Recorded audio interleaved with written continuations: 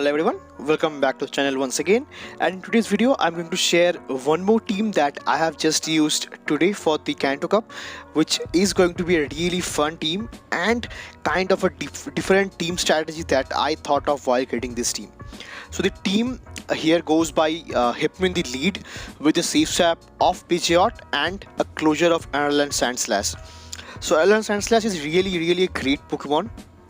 With the typing of ice and steel over here, with a moveset of really spammy moveset of Shadow Claw, which is a legacy move, along with Ice Punch and Bulldoze, which really hits hard in this meta as well. But for this team composition, what I thought of is actually using a dual core over here with A.Sandslash. So Alolan is actually weak to fire, fighting, and kind of neutral to ground. I have to cover that as well. To which I came up with two cores with Hypno. Hypno can handle fighting as well as fire and kind of neutral to ground as well. And for Pidgeot also, Pidgeot can easily handle fighting, ground and fire, which is neutral. So over here, both my Pokemons, which is going to be Hypno and Pidgeot, is going to counter all the weaknesses for A.Sandslash over here. So that is the reason I am calling it a dual core in this team. But since I need a safe swap for my team, I'm using Pidgeot as a safe swap and Hypno in the lead, because Pidgeot have got access to the legacy move of Gust that hits really hard, and the debuffing move of Feather Dance and the nuke of Brave Bird, which can really turn up matches. And just going going one shield up, I can easily switch and get switch advantage. So that is a team comp, and there is a thought process that I had with this team. So with this team, I went up on a 12-3 run, which is really great for with this KantoCup, and I think I picked up the highest elo gain in a single day with this team for Season 11. So without further more delay, let's get straight into the battles and check out how this beautiful team performed. So now moving into the first battle, and I pick up a really tough lead against Hypno with a Raticate, to which I'll be safe swapping into my Pidgeot and I'll be going for these Gust moves over here, to which they are actually really late to safe swap into their Hypno. So Hypno should have outpaced me to the Thunder Punch the first time, but since they were actually very late to switch out, so that is the reason I went for the first Feather Dance, to which now I can shield up once, I think, and I'll be getting the switch advantage. But since they are actually double debuffed, I will not be shielding this time, and I'll be going for the hard-hitting nuke of Brave Bird. So this is the thing, because now I can get switch, or maybe I'll get shield advantage, which I'm happy with, because yeah, they opted for the shield, opted for the first shield, to which now I'll be coming back with my own Alolan and I'll be getting the hard farm onto this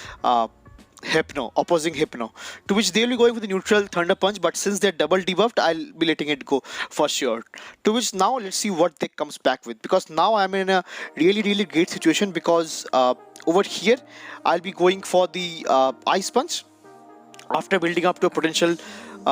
Bulldoze over here, but Ice Punch hits for neutral in this scenario as well, to which I'll be shielding this first crunch over here, and I'll be letting the next consecutive charge moves go through, and let's see what my opponent does opt to do in this scenario. To which now they comes back with the Blastoise, and I'll be really happy that I go for the neutral move of Bulldoze in this situation, because now after landing the first Bulldoze, I'll be safely switching back into my own Hypno. I'll be going for the first Thunder Punch. Thunder Punch does hit for super active damage, and my win condition is spotted from this kind of range, because now my win con is actually my Alolan, because now I'll be doubling onto the charge moves over here, and I'll be going for the Thunder Punch. But since the 3 over here, I will be shielding up once, and I'll be going for the hard farm, because I'm sure that I did not have a CMP tie and I sneak in one confusion, which is really fine for me, because now from this kind of range I'll be going for the back-to-back Thunder Punches over here, and since I'm quite healthy, they cannot farm me down for full potential energy. So this way they have to shield they have to shield it, and now they cannot farm me down. They have to go for the crunch, otherwise I could have a CP tied onto the next Thunder Punch, which I think I did. But they will be going for the crunch, which will be eventually taking me out, and now I have got a pretty healthy Sandslash to take this Raticate out, and indeed I'll be getting the win for the first battle here as well. So getting the switch advantage with the Pidgeot was really helpful for me, because I did not get the switch, beg your pardon, I got shield advantage, which was really helpful for me. So that is the reason I did get the win for the first game. So GG's to my opponent. Moving into the next battle, I pick up a good lead, but it is not that good, because I cannot go for the potential nuke over here for Shadow Ball, because Wigglytuff is part normal as well, to which now I'll be going for the first Thunder Punch, and surely enough I will be outpacing them to the next I think player off as well. But as you guys can see, this confusion and this Thunder Punch does add up really quick, but this is going to be the player off, which will be enough to get the knockout. And now from this kind of range, I will be coming back with my Pidgeot to get the hard farm, to which they comes back with their own second charm user, I believe, which is going to be Clefable. And I think what I most probably predict, this is going to be a triple charm team. There is surely going to be a Alolan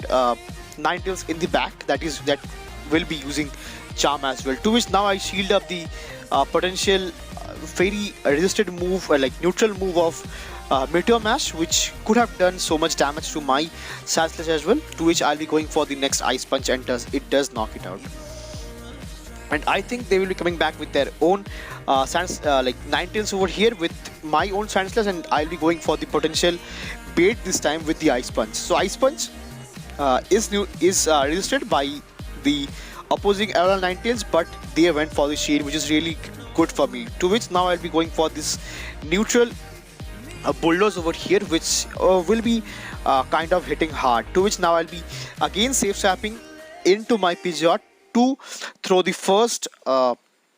Feather Dance, which will be eventually debuffing their attack by 2 stages, but they catch it on their own Wigglytuff as well. But from this kind of range, since Gust is such a heavy damage move, I sneak in one Gust as well, and they went for the like Wither Ball, to which I will be shielding up the Wither Ball, and since I sneak in one Gust, that will be enough to get the knockout for this Ninetales as well, and goodbye to a triple charm team. So moving into the third battle, I pick up a really great lead with the Shadow Nidoqueen over here, and I have to I will be not throwing immediately, because I don't have a potential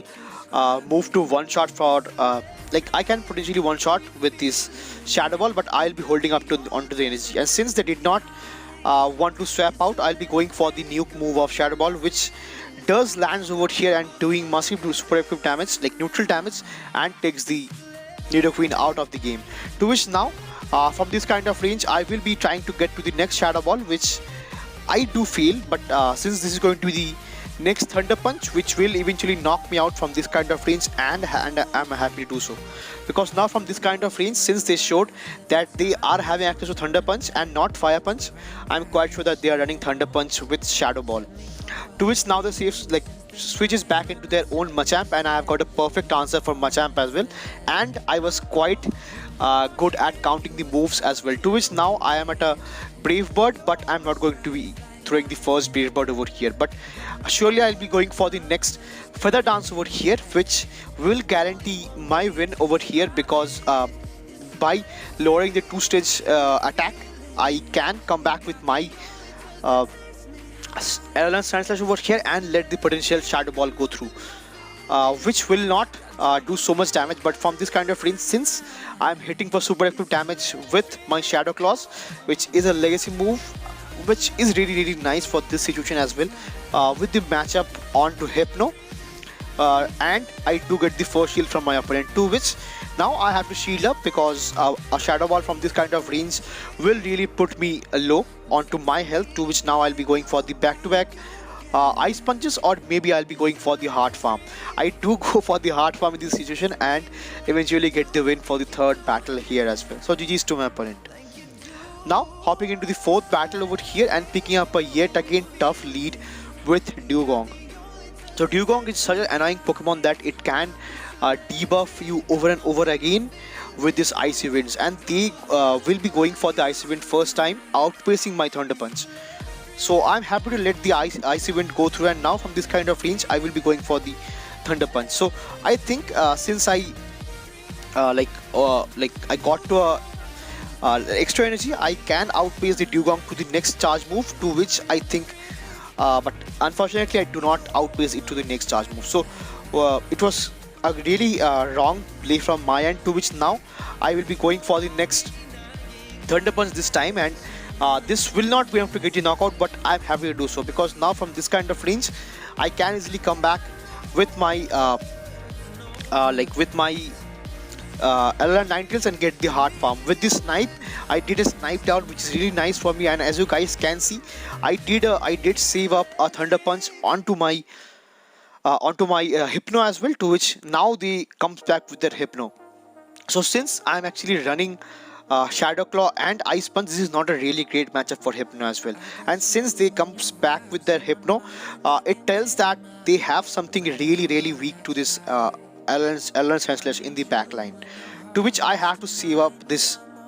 I have to save up my Sandslash as well. So I'll be letting the first charge move go through, because Shadow Ball from that kind of range also I can handle, and I believe they are having a Nidoqueen onto their back line, to which I'll be opting for the first shield over here, and I'll be going for the hard farm,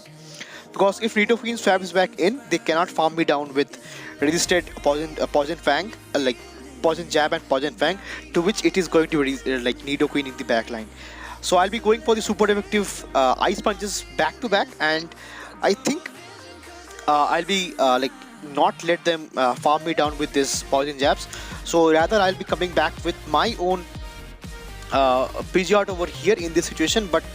I think I can again reach to the Ice Punch, which I do unfortunately do not reach, and since I sneak in one Gust once again, they cannot one-shot me with anything over here, because typically it is running Earth Power and not Stone Edge, to which now since I sneak in a Gust, they will be getting the enough damage and getting the knockout, getting the win for the fourth battle here as well. GG's to my opponent. Moving into the next matchup, which is going to be the final battle for this set here, and picking up a good lead again with this Nidoqueen, and this Shape Swaps into their own Alolan Raticate over here. So for Alolan Raticate, I will be taking the first crunch over here after building up to a Thunder Punch, and I'll be safe swapping now into my own Pidgeot. So Pidgeot, since I went for the first Feather Dance in this situation, I do not have to shield up once again. Until and unless it is going to be a return, it will not one-shot me. I suppose return will also not one-shot after the debuff as well. But since they are not a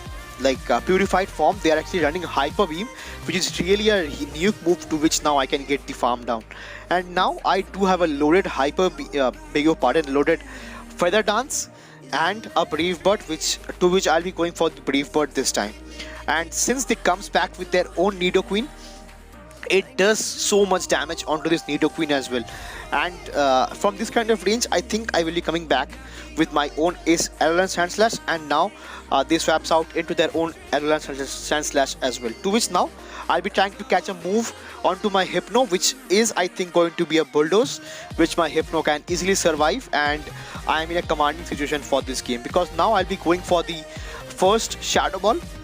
which will pressurize so much onto the shield of my opponent, to which I landed perfectly. And now from this kind of range, I can come back and go for the extra farm, and I'll be going for the Ice Punch. And since it was quite too fast to be a Bulldoze, I'll be letting this Ice Punch go through, which is double resisted, and I'll be going for the Ice Punch of my own, because this will not be enough to get the knockout, but I can easily get the farm down with this Ice Punch, with the Shadow Claw as well, to which now this wraps out into their own Nidoqueen, which does not have anywhere to go, because Nidoqueen is going to be countered in the front, in the back, and the end game as well, to which they put up their final shield, which I am happy with, because I have 2 shields onto my name. So I'll be potentially shielding up the next Poison Fang over here, which I do, and I'll be going for the undercharge with the Ice Punch. This way, I do resist the Poison Fang over here, and I do have enough energy to get the next Ice Punch over here. But I think they will be getting the knockout with the Shadow Claw, which indeed turns out to be a really great game from my opponent's end and from me as well. So that will be all for this video and this set as well, because I went up on a 5-0 victory with this set, with this team rather, in this set, which is really great for me. So as I've already mentioned, the highest elo gained for me with this team today. So this team worked out really great for me, and Pidgeot is kind of very hard to handle because of the Gust being 5-turn move. So that is the thing that you need to watch out. So other than that, this team can perform and have the potential to perform really great in the KantoCup. So that will be all for this video, and see you again in the next one. Till then, peace.